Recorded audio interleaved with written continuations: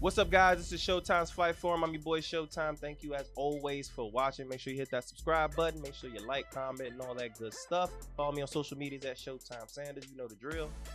Now let's get into it. Today's conversation is going to be a two-part conversation. One is going to be a recap of Shakur Stevenson fighting Jamal Herring.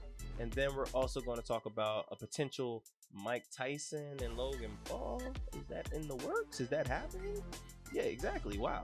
So, yeah, let's go ahead and, dive into that. First, I want to talk about the Mike Tyson fight, just because that's probably going to be the easiest and the shortest thing. What in the hell is happening in the world? Why are we having this fight? If that fight does happen, am I watching it? Absolutely, because Logan is going to die. Like, it's going to be bad. We got to stop sanctioning these fights. These fights, that should not be legal. I don't care how old Mike Tyson is. We saw how he moved last year. We saw how he threw punches. He's not like Riddick Bowe, where it's labored. It's bad intentions every single time. I mean, and here's the thing. Yes, the size advantage is still height advantage is still Logan Paul. Size, Mike Tyson is the bigger guy. And not to mention, Mike Tyson has fought people way bigger than Logan Paul throughout his entire career. We got to remember, Mike Tyson was a small heavyweight. He wasn't big at all. He's what, 5'11", like 220, 215. He's small.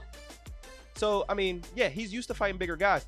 Logan Paul ain't none of those guys. Skill level, size level, it don't even matter. It's not, like, what are we doing here? I don't care how old Mike Tyson is. This is going to be an ass whooping, and it's going to be bad. Like, you're better off, realistically, you're better off fighting Anderson Silva. Like, no joke. You are better off fighting Logan Paul, fight Anderson Silva. You'll still do big numbers because Anderson Silva is one of the greatest MMA fighters of all time. You honestly have a better chance of winning against Anderson Silva than you do Mike Tyson, because one thing that it doesn't matter if you're 50, it doesn't matter if you're 20, knockout power travels. All right. Yes, he might not hit as hard, but that boy can still punch very, very hard. We saw that versus Roy Jones. He broke down Roy Jones, honestly. Like, Roy Jones was getting very gassed. Roy Jones beat the hell out of Logan Paul. So what the heck are we going? What are we doing here? That shouldn't be. It shouldn't be sanctioned. It shouldn't happen. If anything, fight Anderson Silva. Like, comparable size. You're still the bigger guy. You're the younger guy. I mean, you're still gonna lose either way. I mean, both guys will beat the hell out of you. But if you're gonna, like, go out on your shield, like, do it to Anderson Silva, because Mike Tyson could possibly kill you, like, realistically. Yeah, so that's how I feel about that. However, let's talk about the real conversation. The real conversation at hand to talk about right now is Jamal Herring versus Shakur Stevenson. This fight took place at 130. All right, the 135 pound, I said not 135, I'm sorry. The 130-pound division, where Shakur Stevenson went and took Jamal Herring's belt by TKO in the 10th round. Whoa. First of all, Jamal Herring is a very, very good boxer. All right, so we cannot sleep on that. So I don't want people to sit here and be like, Shakur is not fighting anybody. Jamal was his toughest competition to date, and he obliterated this man. Like, you can argue he didn't win a single round. I think there was one close round in like the 5th, but even still, I gave that to Shakur.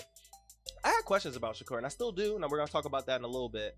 But Shakur excitement level, I was thinking that right now he was already trying to be a FLOYD. Just be a defensive fighter and just pick these guys apart and already be money made. I wanted to see more pretty boy than I wanted to see money, because you're too young to be pretty. I mean, you're too young to be money, because you're not a big name yet. You got to be a household name before you can sit here and draw people in with your, your defensive skills. People got to be interested in watching you fight. We already know heavyweight has always been king for one reason. It's because knockouts, big punches. So if you're only offering just skill level, realistically, the casual fans don't care for that too much. We as hardcore fans, we love it. But if you want to, go to the upper echelon level and start selling out these daggone arenas and start making these $100 million deals, you got to put on a show first. So that was like the big challenge. Even Timothy Bradley brought this up, saying like, hey man, we need for you to get these guys out the way. You're better than these guys. Don't be scared. Go in there, finish these guys. From round 1, the first 30 seconds, he was on and cracking with the jab, just popping that jab, just popping the jab, double jab, triple jab, just going in with combinations. I was like, oh, he's actually trying to go for the finish. He's trying to get this man out the way. And I mean, he rocked Jamal, Jamal many of times throughout that entire fight.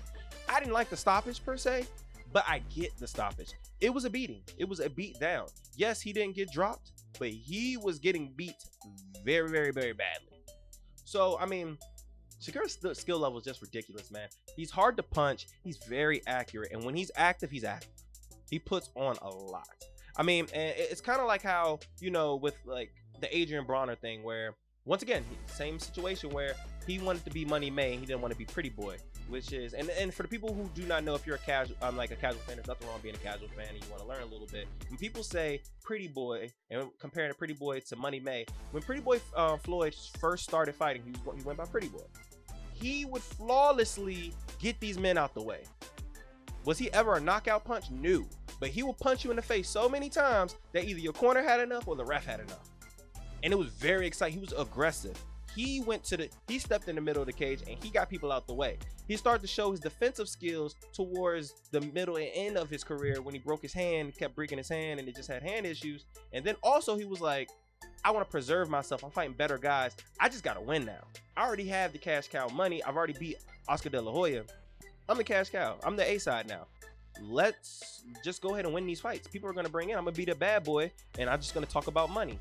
That is the difference. So like Adrian Bronner had the issue of trying to be Money May, and he didn't want to be Pretty Boy. He didn't want to throw a lot of punches. He just wanted to be defensive, and he wasn't nowhere near as good defensively. Now it's different with Shakur, because Shakur is very good defensively. He might be pound for pound the best defensive fighter in the boxing right now. Pound for pound, he's definitely top 3. Now you add on the fact that, you know, you can see his game and his evolution of aggression and how he can pick you apart and how he can hurt you. He can threaten you with his shots. I mean, he's a tough guy to beat, man. A tough guy to beat. So I was very, very impressed. I'm telling you guys right now, I'm stamping it. He is the future pound for pound king. He is the future. And within the next 5 years, I will be very shocked if he's not number 1 pound for pound. He's 24 right now. Before he's 30, he will be pound for pound king. Now, here's my issues still with Shakur. And it's pretty much just 1 or 2. The biggest one is he does lack power. And people want to use Floyd as an example. Once again, like people like to love the comparison between the two, which it's there. Here's the difference. Floyd was a heavier puncher at the same weight class, and not the same weight class, but at a lower weight class. When Floyd was at 135 and he was at the 130, he was actually hurting people very bad. It was hard for people to get out of the fight. People would get finished. Floyd would finish these dudes when he was at a lighter weight. It's when he started to go up, when he started to go to the junior welter, then he started to go welterweight, then junior middle. That's when he started to, you know, we start to see he doesn't have power. He's not hurting these guys for real, for real. He'll catch you, he'll sting you, but he's not really gonna hurt you. He's not gonna TKO you, and that's when you had like the 4-year streak of no knockouts, this, that, and the third. Shakur's kind of like that already, where, you know, he's already at a lower weight class, and he's struggling to really get these guys out the way. He's not really hurting these people as much as he really can. But, you know, I'm very, very interested to see how he can translate his power once he goes up, because he's going to go up. And I want to see him fight these dogs at lightweight. I want to see him fight the Tios, the Devin Haney's. I want to see him fight the Lomachenkos. That's the fight I really want to see. But once again, he's already lacking power at 130. Once you go to 135 and he's fighting Tank and them boys, that power's not translating. And you don't develop power the older you get. That's not how that works. Like, you can get more power, but you don't just become a knockout artist. Either you have it or you don't. That's just the way the world works, unfortunately. But, you know, that's how I feel about, you know, Shakur. He's a top prospect. This guy's phenomenal. I cannot wait to see him fight in the future. You guys tell me what you think. This is Showtime's Fight Forum. You guys be blessed.